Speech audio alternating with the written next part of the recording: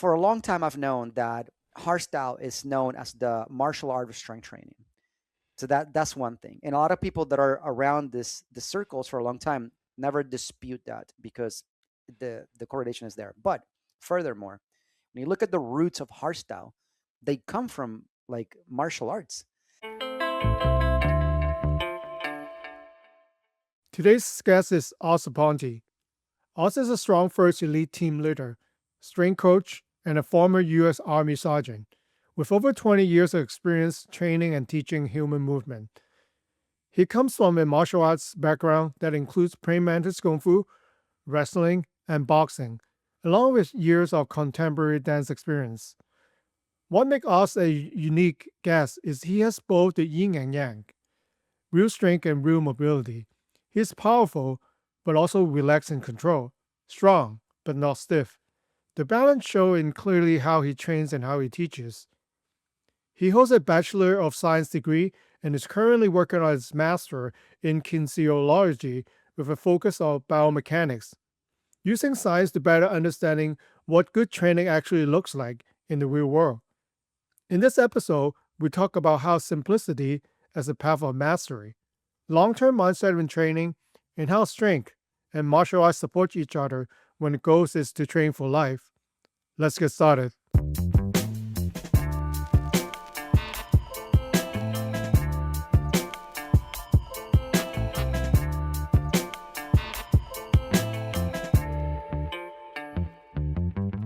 Hello, Oz. Welcome to the Shugyō Podcast.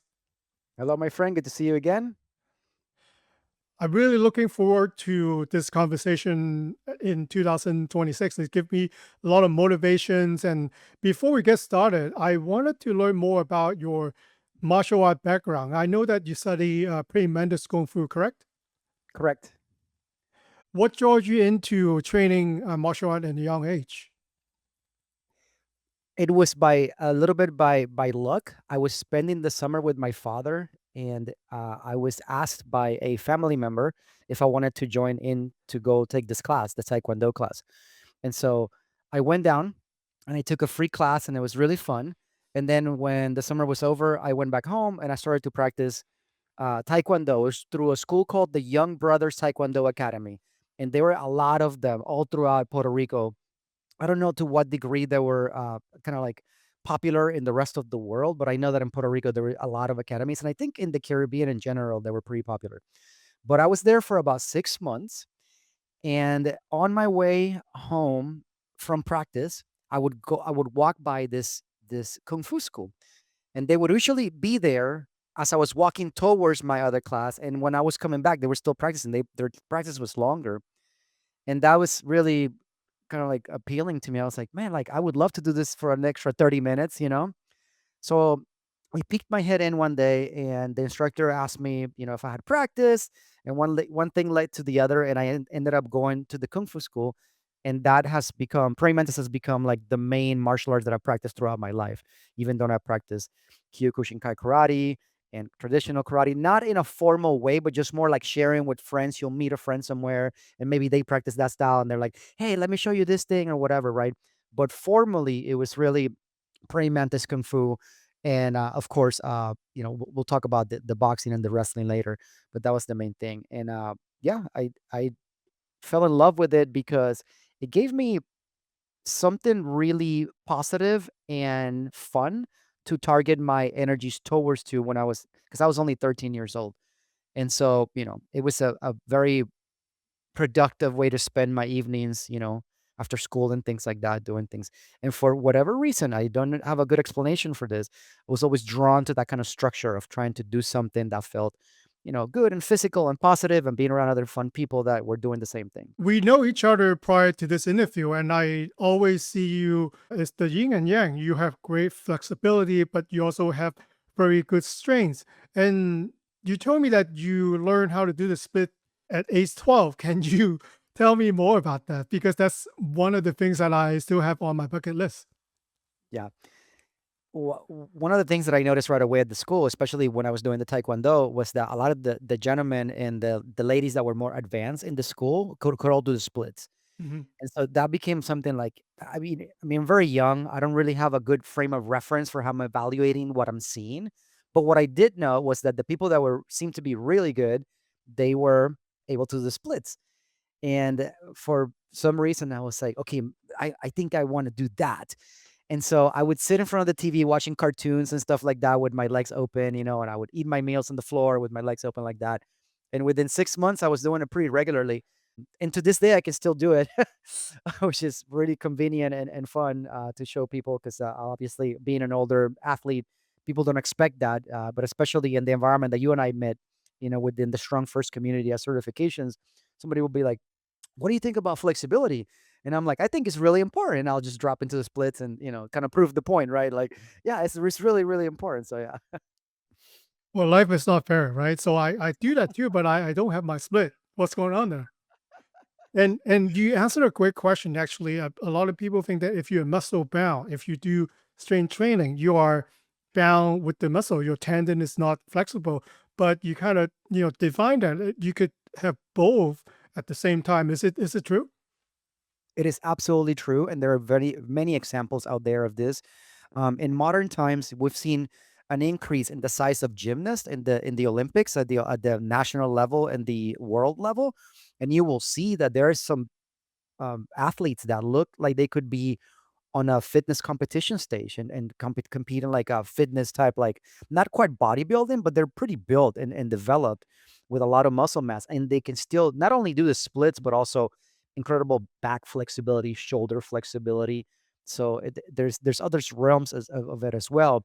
A good example of this, and perhaps some of your audience may be familiar with this through the martial arts, but there's a guy out there that goes by the name of Juji Mufu, I think, and he's a very, very muscular dude, and he can do the splits. Um, n- I think he has a video out there that went viral a long time ago where he was doing the splits on two chairs and also holding a 135-pound weight overhead, like a barbell and a couple of Mhm. 45-pound plates.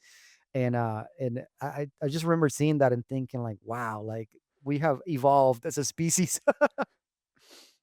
What would be the right balance? So obviously, we train for like the strongest men, then we're big in size. We maybe could not move as fast. I think that's what the martial artists come into. They want to be fast, they want to be agile, right? What would be the right balance from a strength coach like yourself, who also have great flexibility? Is there a certain point that you must say, okay, maybe if you want to martial art focus, that might be like the biggest, whatever that might be means to you, that you should be. You shouldn't go any bigger. Yeah. I don't think there's any limit, honestly. Like I've seen some, especially also because not only did I do martial arts, but I was also in the dance world for a long time, and my wife is a dancer. So I see a lot of dancers that are quite flexible and muscular as well. So there's plenty of examples that I personally have seen that tell me that. But here's the thing, the fear that you may become slow or not agile enough, it's really something that pertains more to the way that you train, right? So if you make enough time to devote to your skills practice in martial arts, so you're practicing your forms, you're practicing your calisthenics, and all the things that we traditionally associate with traditional martial arts training, and you add a very Spartan, like very simple strength training routine, it is unlikely that you will develop large muscles from that. You will get some muscle tone, but you're not going to blow up like a bodybuilder, right? It takes a lot of the right eating, the right training, and the right resting in order for you to develop the kind of musculature that would make you muscle bound and be to somebody like a Jade Cutler, if from back in the day, who's a very impressive physique on stage for bodybuilding. But when you see these guys walk around the shows and stuff like that, you can see there's some limitations there, right? And Hmm. so at our level, it would take an incredible effort to get to that level, and it's probably unlikely to happen without some extra effort. You know what I mean? So it's something that maybe we don't have to worry about so much. Yeah, thanks for answering the question. That's like a endless debate, right? You can't lift any weight. It will make you slow, or it will make your arm slower. But when you look at a person, martial artists, especially when you look at how they walk, how they have the swagger, or are they stiff, you could probably tell how good and what kind of level they are, because a good martial artist is never stiff when they walk. 100%. And this is an interesting topic to me and one that I love dearly because I love gait analysis. So what it's both a gift and a curse because when I'm walking down the street, when I see people walk, I'm kind of like, like, oh my God, like I could really help that person with their gait. But you're correct. Like, I mean, fighters do this all the time, right? Especially if you have any kind of martial arts training, you learn how to like measure people up in a way. Hmm. And a lot of that has to do with the way that they move. Are their feet turned out? Are their arches collapsed? What are their shoulders doing? Are they rounded forward, like back? Do they have like some kind of asymmetry in their body? All of these things can give you clues as to how well somebody moves and what kind of activities they do on the regular, right? They're not always 100% accurate, but they can put you in the ballpark, and it's better than not having any information at all. Nice. I know we're skipping ahead a lot, but I know from your martial art journey, I want to find out what leads you to become a trainer yourself. So the very first time that I experienced what it was like to be in front of someone and lead them in a sense of like martial arts or any kind of exercise or anything like that was a time when somebody popped into our school and our instructor just casually said, "Hey, Oz, can you come and continue the warm up?" And he went and talked to the person, and they talked for a while. So I was able to lead the entire class through the remainder of the warm up, and I was ecstatic. I was so happy. It was such a cool thing to be asked to do by our martial arts instructor. And then he asked me a second time for whatever reason, and a third, and then it became like this thing. So then it was like, "Hey, you want to warm up the class?" Yeah. And so at a very early age, I became acquainted with how wonderful it felt to be in front of the group and share what I knew with them because it was a real community, right? We all practice multiple times a week together. So there's a sense of like brotherhood and sisterhood in the school. And to not only have your instructor be the one to ask you to do that, to trust you with that, but to have the support of your classmates as well. Like, hey, that was really good. It's very empowering and encouraging.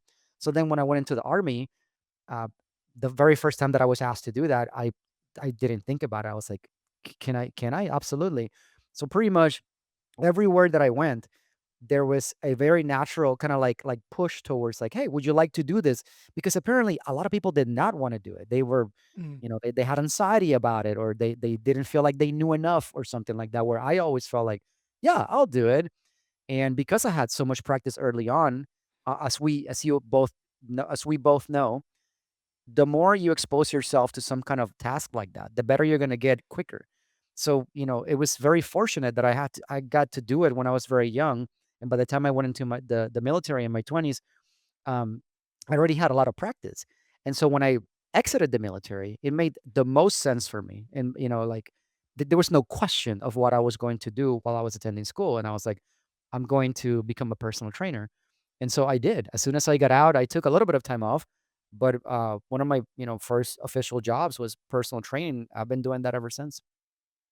Thanks for sharing there. I believe that, teaching is learning yourself because a lot of us might be good at what we do, but if we ask to teach someone else who knows nothing about skills or profession, how to do it, a lot of us cannot do it. It's one thing to look at, oh, okay, they're doing it all wrong, but are you able to use your word or maybe your action so then they can also learn to do what you're trying to show them to do? It's not an easy task. That is an excellent point, and it's something that I think about often. And it's like, what makes a good teacher, right? Because we've been around other teachers, and we have our our opinions. Like, wow, that guy was really great. I learned so much from them, and other people maybe not so much. And it's not that they're bad teachers or anything like that.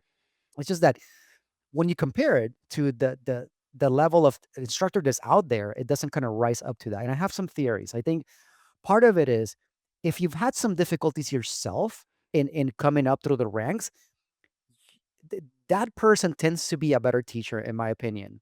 And perhaps the reason is because they had to figure out some things early on, and now you can pass that on to the other person. If you are gifted, if you are talented, and you didn't have to navigate through some of these obstacles, and you have a student that is going through that, I think with experience, somebody can learn how to break these things down for somebody who doesn't get it. But the person that didn't get it already has that experience in them. You know what I Mm. mean? So when your student comes to you and they're like, "Oh man, I'm really stuck in this one thing." If you went through that on your journey to being an instructor, man, you're like the best reference, right? You can be Don't worry, I got you. I know exactly what to do, right? And so I think that's part of it. It's like we have a camp of people that are very talented, athletically gifted, physically. They just look at the weights and they're buff instantly. They look at a move and they can do it instantly, right? So it's like it's not all of us had that, and when we had to navigate through the obstacles, I think it turns us into better instructors. I think that that's a really good point because, like the talented athletes, right? So they can just do it without knowing why. But maybe for most of us, we need to do like 10 years of prep to get to that level. So I think for finding a right teacher and right instructor is a person that who could save you 10 years of training just by looking at you and pointing you to the right direction so you don't go around in a circle. I 100% agree with you. I know that we both associate with Strong First, the School of Strengths. I'd like to get your take on the what Strong First called the hostile training, and how would you see the correlation with how we train in traditional martial arts? For a long time, I've known that hardstyle is known as the martial art of strength training. So that's one thing. And a lot of people that are around the circles for a long time never dispute that because the correlation is there. But furthermore, when you look at the roots of hardstyle, they come from like martial arts. It's a combination of military training and martial arts. So from that perspective, it's like a on the nose, if you will, the comparison. Here's another part. When you study martial arts, you learn a couple of things very early on. You learn how to breathe properly to support what you're doing, and you learn a series of postures that you're supposed to learn and kind of assimilate in order to give you the foundation so that then you can do the forms and the sets and spar and go from your front kick to your jumping front kick and your turning kick to your jumping turning kick and so on and so forth. So there's this very clear path with this basic vocabulary that really, really at its most fundamental level is just a bunch of postures. And then you have the breath behind that to support them. When you study hardstyle, that is exactly what you learn first. You learn a series of movements that are basic and what the posture should look like. There's a very defined criteria for what a hardstyle swing or hardstyle deadlift or goblet squat, double front squat, press, any of those things looks like, right? And then we support that heavily, robustly with the way that we breathe behind it. And so when you think about it that way, it's almost like it's like the same thing. Boy, just now you just have a weight in your hand.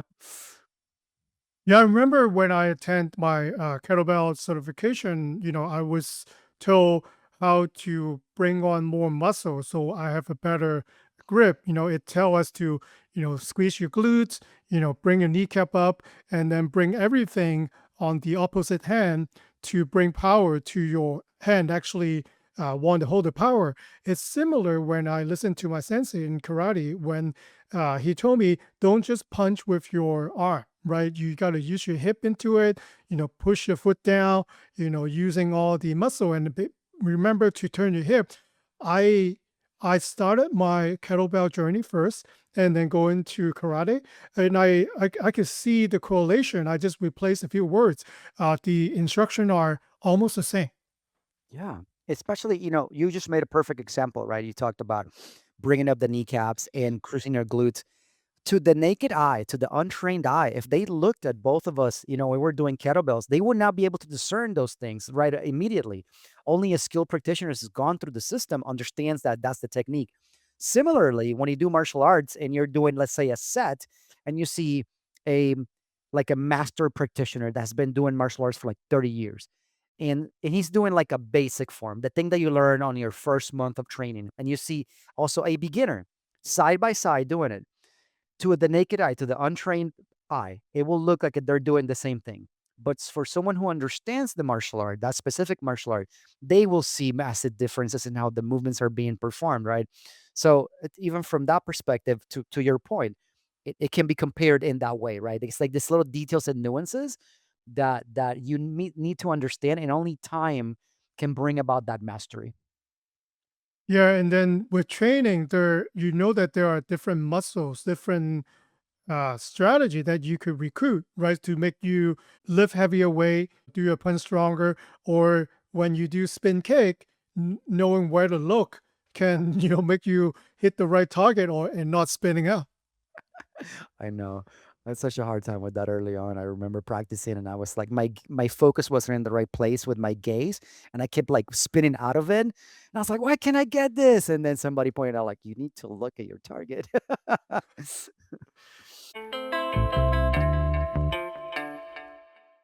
Yeah. Let's talk about your experience training in the end of the kettlebell. I'll let you explain what the program is like, and then I'll ask you some follow-up questions. Sounds good. The Enter the Kettlebell program, also known as the Rite of Passage, is a classic hardstyle kettlebell program that includes very few movements, but you're going to have ample opportunity to practice them to the degree where you're going to master this in a very short amount of time. The movements are a clean and press with the kettlebell. Now, for those of you that do not know what that looks like, the kettlebell is a looks like a cannonball with a handle, and you would place your hand on the handle, swing that piece of metal between your legs, and by utilizing your hips, you're going to extend your body violently and catch it in a position that we call the rack position. Now, the rack position is very similar to if you were to go square off to fight someone with your fist next to your to on both sides of your chin, right? Like protecting and ready to strike and both defend. The rack position is very similar to that. From there, you proceed to press the kettlebell overhead. That would be one of the movements. And then, in addition to that, you have this movement called ballistics. And the ballistics are more aggressive hip snaps that you do. You swing the kettlebell between your legs and you violently extend by pressing your feet through the ground and make the kettlebell float. You essentially make it ballistic by moving it faster than gravity can pull it. And then you have a third exercise is called the snatch. And that one goes directly overhead. And these are basically the four movements because the clean and the press are two different movements. So clean and press, snatch and swings. Four exercises, 3 times a week. That's all you're going to do. There is a very elegant way to organize your training sessions, starting with very low volume on day one, a little bit more on the middle day. And then on your last day, that's the day when you go all out. And after also often the day that you will test your skills every 2 or 3 months if you want to. The beauty of this program is that if you do this, it will still allow you to practice fully your martial art if you are deep into that. And it will allow you to do it even if you're a beginner, because obviously, when you're learning a new skill, it is a greater tax on your physiology versus being intermediate or advanced. If you're an advanced martial artist and you add strength training, that is not as difficult as learning martial arts and strength training simultaneously. That is a greater ask from your system. It's a greater ask from your physiology. It's a greater ask on your behalf, on your discipline to sleep well, eat really well, and all those stuff, right? So with this program, it is such a minimalist approach that if you were practicing martial arts at any level, it's going to allow you to continue to do that unencumbered and still add some gains in the strength and explosiveness and resiliency and even like body awareness that we all develop when we do strength training. Thanks, Oz. You put it perfectly. And Oz actually wrote an article and spoke about the details in the program training in a podcast and in an article, which I will attach in the show notes. But for our conversation, I wanted to ask you other questions. You did that for 3 years, correct? Correct. Walk us through the process. So from the beginning, you're learning the program, you're adjusting to it. So what happened? What have you discovered like maybe 6 months in? And I'll ask you more follow-up question later. Sure. So the beginning of the program has what they call a breaking period. And during that period, what you're going to do, excuse me, just burp. What you're going to do is you're going to practice, and I put that in air quotes. You're going to practice because I don't think that in Western society we associate lifting weights with practice. Typically, Mm, lifting weights is working out, but in a very unique way, the way that we try to share this through hardstyle and the School of Strength and Strong First is that we try to encourage people to approach their strength base or the strength practice or strength skill as a practice. So that means that you have permission to stop at any point because the quality of your movement is now going down mm, versus a more Western approach where I would say, well, Swire, you're not gonna get stronger if you don't push through this. You're just gonna have. I know they look ugly right now, but you got to keep going. We don't train that way, right? I would rather you put the belt down today if it's starting to look a little ugly, and you get some better reps in tomorrow. And what we are trying to do, just like with martial arts, is get more frequent practice and more daily practice than intense practice. That's going to put you out for a few days, right? So early on, I was immediately drawn to that.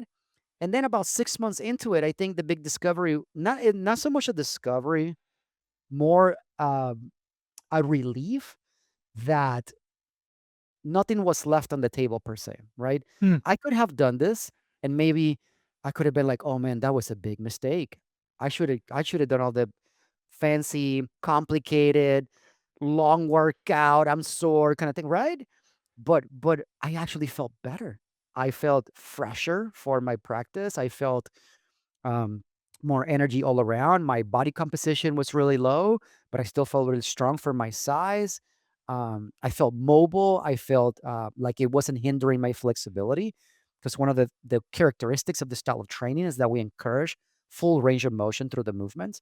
So all of these things were becoming not just the promise. It wasn't just the promise, right? Because that's when you purchase the materials and you talk to people that are teaching you how to do this, they're telling you this is what you can experience. But Mhm. until you walk that path yourself, you won't know. It could have been a disaster, but it wasn't. So I was just relieved that it was a great situation for me. I felt good. I looked good. I was able to do other things, and it was a successful campaign, so to speak. And just to confirm, at the end of the kettlebell program is the only thing that you've done in the 3-year period. You didn't, cheat or did other things or did crunches or other things, right? So the few things that I did were part of the plan, right? Because Mhm.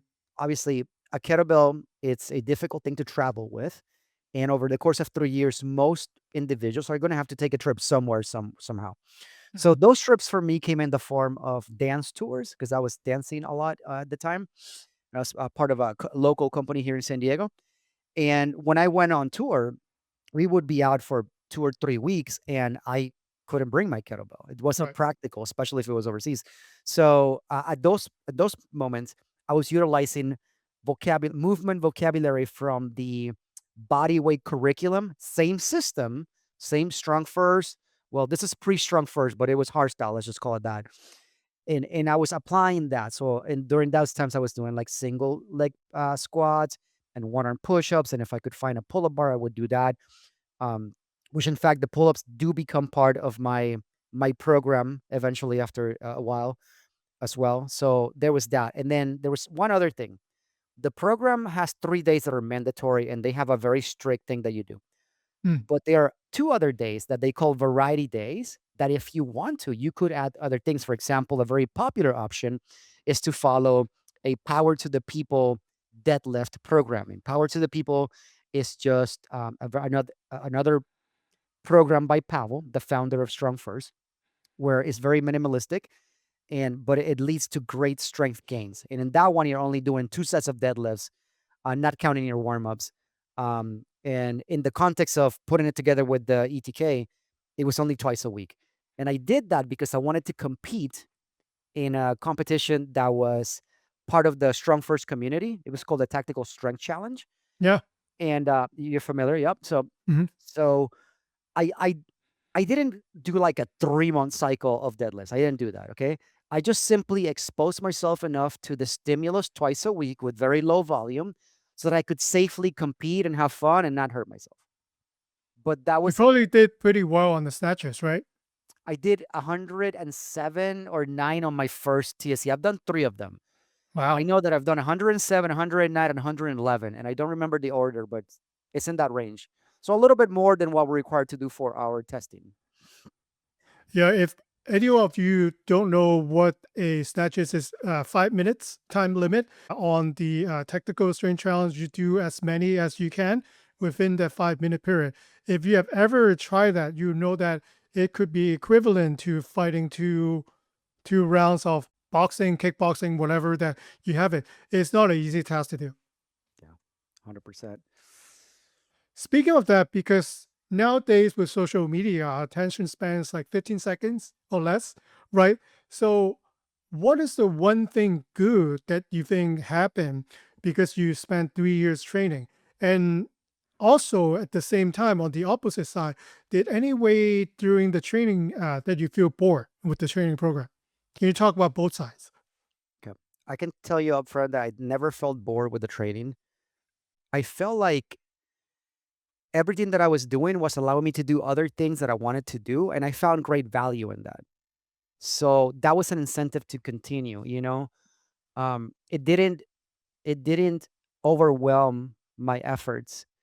I was able to do other things, and, it progressed from being a single 20 kilo kettlebell where I was doing the protocol, and once you hit a certain number, you can go up in weight. So my second progression was the 24 kilo.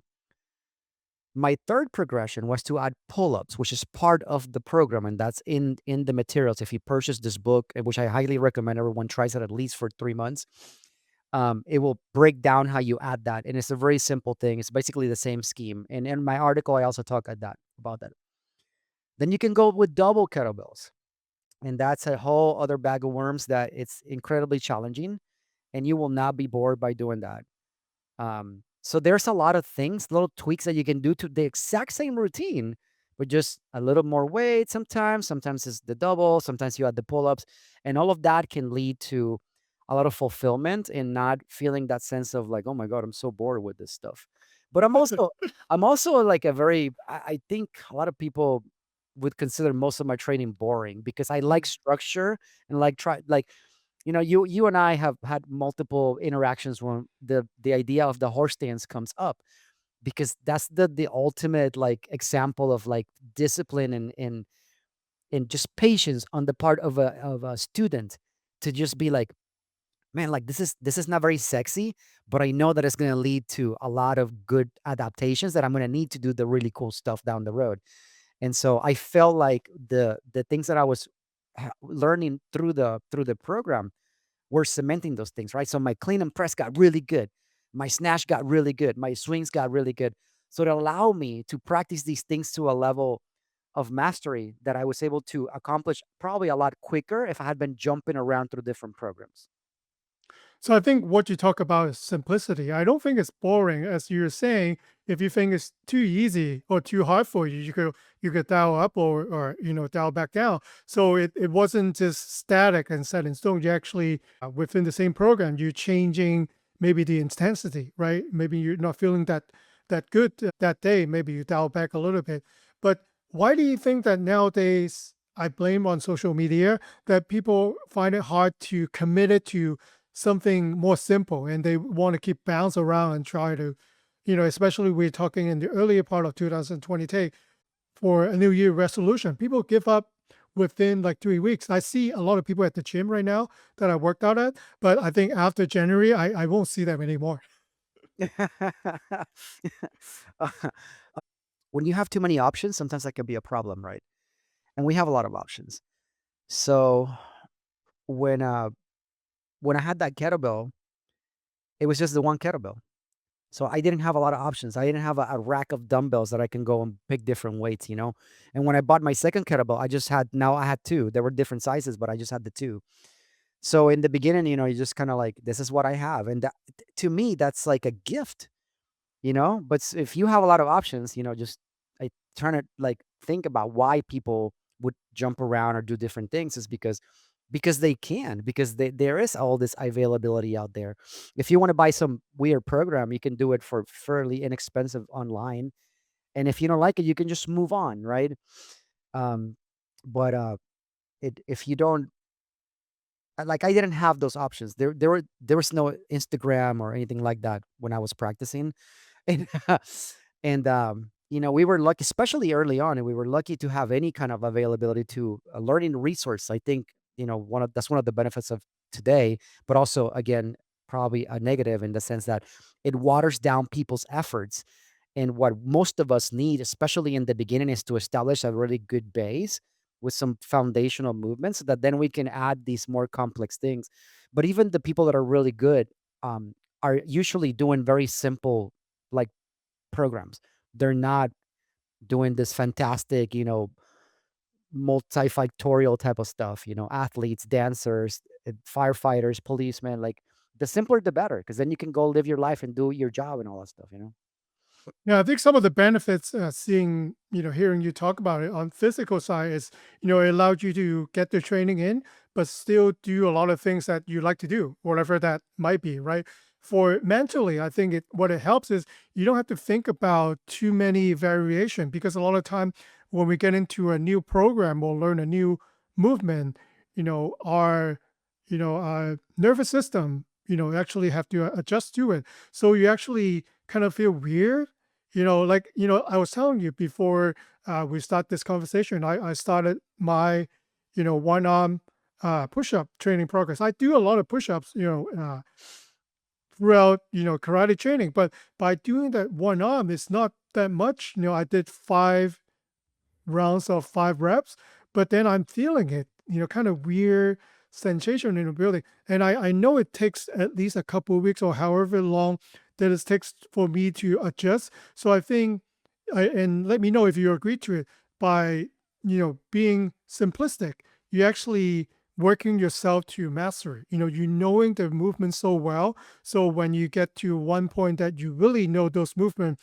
then you can actually open up to what did this movement actually will do to my body? And with your background too, you say that, oh, by moving all this, movement, that I'm actually training stronger, not only to my snatch, you think it's an upper body exercise.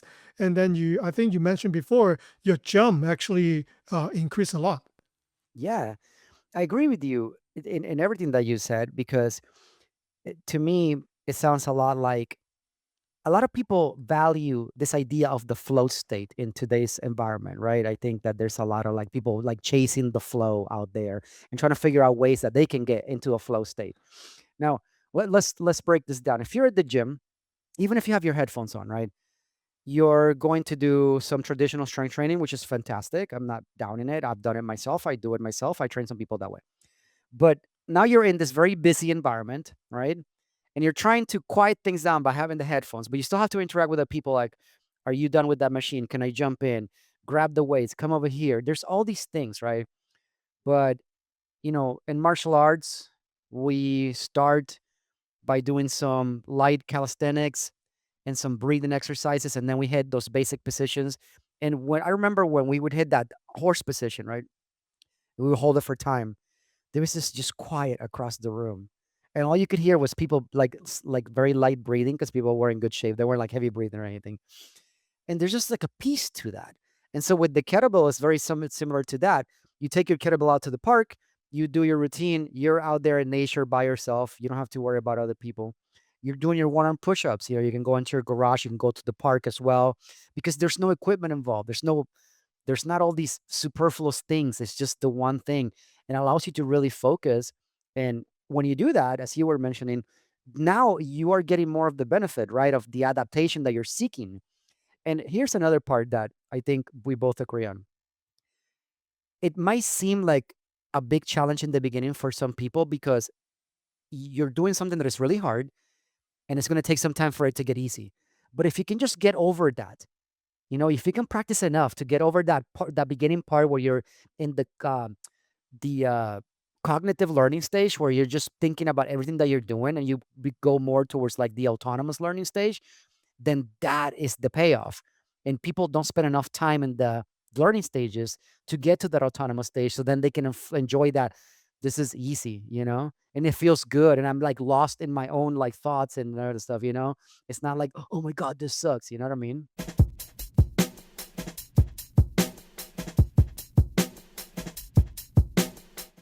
So as someone and as a trainer for many years with a lot of experience, and you mentioned them, martial arts, kettlebell, dance, strength.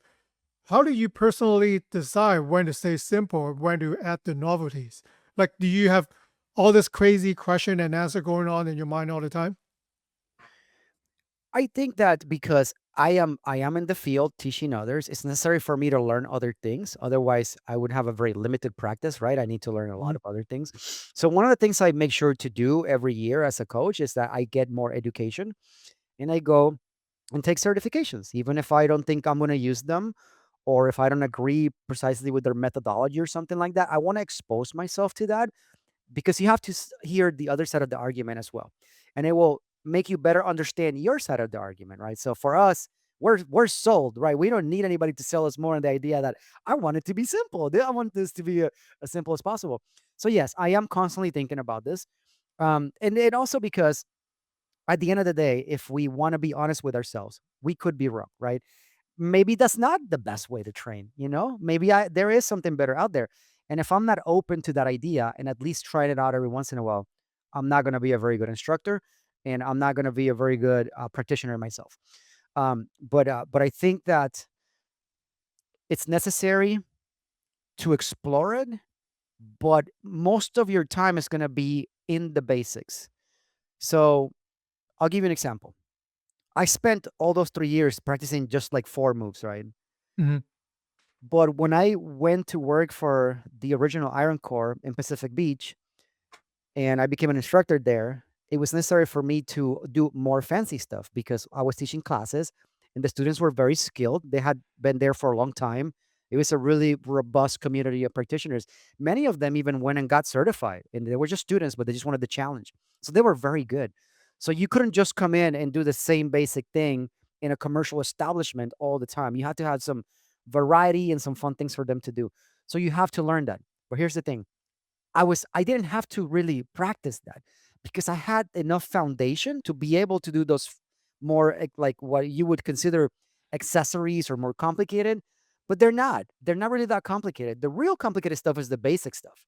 If you can learn that really well, then everything is available to you. Everything. But you have to have that foundation, but it doesn't work the other way around. If you start with the really fancy stuff, like this is a good example. Let's say you get into kettlebells and you start to just like juggle kettlebells.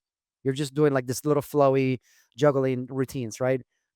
You're most likely not going to have the foundation to get the benefit from that, right? Because, like we were talking about, the little details, pulling up the kneecaps, squeezing the glutes, breathing the right way, all these things matter. And if you're tossing a bell into the air without any of that foundational knowledge, what can you expect to get out of that? So you see like how the knowledge flows one way, but it doesn't come from the other side. If you just pick up a YouTube channel and start practicing like spinning kicks and jumping kicks and everything else, and you don't have you know, your bow and arrow, your horse stance, your cat stance, all those foundational things, you're probably going to get hurt. One and two, you're not going to be very good at it. That the skill in that and the enjoyment in that comes from the basics. Yeah, I think what you just touched on can we spend like 4 hours just talking about that. So it's when you see that when some people go into maybe learn a new skills or take up a new sports, they pick it up so easy. They're moving with grace, versus, if you're untrained, walking, you walk like a Frankenstein, right? So, but you didn't ask what that person have trained or being under before. Maybe they spend their whole life in sports, or maybe they're really mobile. That's what I want to bring me to this question to ask you. I really like what I learned from the kettlebell, like the when we call breathing behind the shields, Mhm. and especially when we do at the end of the kettlebell swing on the top, we squeeze everything tight. I actually used that during sparring before. There are a couple of times that I was not able to block a front kick to my stomach, right? So what I did was, I breathe out as hard as I can, s- real quick, and it still hurts, but then it's better than me being kicked in the stomach with no bracing at all. So I do see the correlation with doing just the kettlebell swing and doing karate. But I wanted to ask you about the mobility. We're talking about hostile training. People will think that it's hard, right? You do a lot of grinding, a lot of hissing. It can actually promote mobility. Can you talk about that? How does the hostile training actually help us, especially martial artists, to become more mobile? So the first part that is going to lead you to become more mobile is because part of the philosophy of the training is to move through a full range of motion. So that's the first Mm, one. The second part of it is that mobility oftentimes is linked to how your nervous system can perceive what you're doing as either being safe or unsafe. If your nervous system is not familiar with something, okay, it's probably going to be a little bit apprehensive about allowing you to do it. That's where familiarity and practice comes in. We do this over and over again, we are lowering those threat levels in the nervous system and allowing us to express more performance. Okay, so what some people may experience as tightness could possibly be just a lack of familiarity with the movement or a general lack of safety about how they're doing it. Let me explain that. Let's say I grab the kettlebell, a really heavy kettlebell, by the horns and try to do a goblet squat, rock bottom all the way to the ground and come back up. With our technique, the one that you and I practice, we can safely do that. The same technique that you use to block that kick, or at least to brace yourself from like getting your wind knocked out when you got front kicked in the stomach, right? Mhm. Same technique. What does that do to the nervous system? Well, it says, oh, okay, well, Swire knows what he's doing. So I'm going to allow him to do this safely for more reps and to do it through full range of motion. But if you, let's say you and I are pre our days in hardstyle, we don't know how to brace, and we grab the same kettlebell and haphazardly try to squat with it, and we have no bracing in the abdominal area, and we go all the way down to the ground, and we feel that sheer pressure in our lumbar spine, and everything just collapses, right? Your nervous system is going to try to prioritize your tissues over your performance, and it will like shut you down so that you don't do something that's going to get you hurt. So that is another angle that you can look at it, right? Is we promote this idea of full range of motion, but also the technique in itself is probably going to allow you to express more performance, which could be in the form of greater range of motion. Mm, that's a really good point. It's just getting the body used to you doing weird movement, as in martial artists, right? What else would you bring up your leg or twist in a weird angle in any other things? I couldn't think about that, but when you're used to doing weird movement and your body allows you to do it, that's when you become more graceful. Yeah, absolutely. And the power of practice, and that's something that both in both worlds share. What advice would you give someone who is bored with the basics? Right. It could be martial arts, it could be strength training. We're doing all the same stuff all the time. You mentioned horse stance, Mhm. you're doing the punches, like beginners and master do the same punches, right? Yeah. We are constantly looking for new program. So how would you suggest we find the balance to get into basics good, get some practice in, then before seeking out for newer, more fancy stuff that to put into our, Rolodex? Yeah. A concept that I find helpful is to look at this journey as a lifelong journey, because when I speak with potential clients or people that I'm training with, one of the challenges is that there's this sense of urgency about getting things done in like the next 3 months. Yeah. And I'm like, and I understand that. And if we look at the totality of all the things that we have to develop as human beings for a good, robust life, um, it's quite complex and varied. So 3 months is not going to cut it. We're going to need more than that, right? So when you start to expand that timeline, right, and you look at it, well, it's okay that I didn't deadlift triple body weight when I was in my 20s or my 30s. Maybe I'll do it later or something to that effect. Just understand that the best approach is to approach this like I'm going to do this for the rest of my life. Even into your 70s, 60s, and 70s, you should be able to strength train if you do it correctly. All of a sudden, now there's no pressure to do things next week or next month. Now you have this greater time scale that you can follow. Within that, right? You have initially you have to do the basics. It's the best approach that you can have. But in the middle of that, that is the time to flourish and try all these fancy other things. Because inevitably, and I'm experiencing this now as I'm going to be celebrating my 50th birthday in a few days. Congratulations. Happy Thank you. birthday. Thank you. You have to start to pull back a little bit. Does it mean that I can't do the same things? No, but it's just not the same game. Working with a 25-year-old body versus a 50-year-old body. And Mhm. it would be wise to acknowledge that and honor it, right? To just like try to maintain ourselves in as good health as we can so we can continue to enjoy our physicality and our independence well into our 60s and 70s and maybe even 80s. My oldest client is 83 years old. A shout out to Kurt. This is possible, and when you look at it that way, it takes away that pressure, and the time to do the complex is after you've devoted a good, robust amount of time to building the basics, and you're in that high intermediate level. Do all the fancy stuff, learn all the crazy stuff, because inevitably at some point we're gonna have to start to come down from that high, and it's inevitable. And so if you look at it that way, with that long timeline, maybe it's more manageable. I don't know. I wanted to do a one-arm push-up since I was 13. I'm 48 right now, so I've been it's been a lot of years, but I think this time I really wanted to. You motivated me to do it. Like I put it off for a few years now.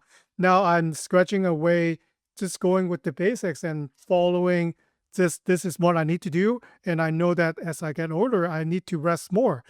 I need to maybe do more mobility exercise, and so I don't blow up my shoulder. So I'm being smart, right? So there are things that you wanted to commit to. Maybe, I don't know where I heard this before, your daily dose of strength training. You don't have to go big or go home. Like we always hear about no pain, no gain. You don't have to be pain to have gain. So you could practice. What if you practice something for 40 years? Do you think even if you do a little dose every day, you'll be really good by the time that you practice for the 40th year? Of course you're going to, but maybe it's not that up and fall that you see in the 10 seconds of social media or TikTok video, right? They go from 0 to 100 in 5 seconds. So it's just a different way of thinking. I agree with you. And, if I have to draw up from my experience, most of the people that I've seen have this very fast approach to their fitness development usually end up hurt. And I'm not saying that to like rub it on their face or anything like that. It's just unfortunate. I care deeply about my community, the communities that I like work with, and I just want people to understand that there's a price to pay, and some things are irreversible. There are some injuries out there that will like really hinder you for a long time. Human beings are very resilient, and I'm not trying to scare anybody or anything like that. But we should honor our health by not doing silly things. Accidents will happen. I've had accidents. I don't want to get hurt, but I've had accidents. But we don't need to add to that by being silly and doing like things that are just a little bit childish, right? With this incredible like all out efforts, like you were saying, with the no pain, no gain and stuff like that. So just and this is again going back to the original the original part of the conversation, the similarities between hardstyle and martial arts.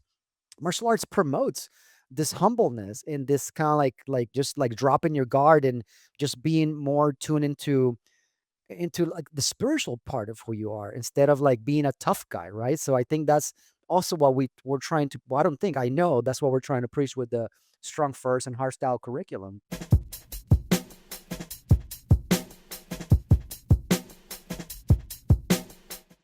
So for a listener who wanted to reach out to learn about what you do, what would be a good way to get in touch with you? Go to my website and because you read there. I'm very old school. I'm officially an old man, so I don't have any social media. I used to have it, not anymore. Go to my website, and if you shoot me an email there, just hit the contact page. I'll be there. I also do a lot of workshops in the Southern California area. So I will share my link with Swire so that he can share it with you guys. So any upcoming workshops that I have in either San Diego, Orange County, or Los Angeles, you guys can be aware of. In fact, I just did one in Los Angeles where you and I, wait, did we meet first at the barbell cert and then we met again in the body weight workshop? Is that how it happened? Yes. Yeah, Okay, that's okay. the sequence. Yes. Okay. So yeah, so I was just recently in LA, and it was really nice. There were some of the people that you met at that workshop were there. So that was a really cool experience. And so yeah, well, website, the link for the workshops, and yeah, that's it. Thank you so much for coming on to the show today. I'll definitely include all the links and then also article and then other podcasts. He talked more in details if you want intrigued by the end of kettlebell program. Thank you so much for coming on today. Thank you. My pleasure.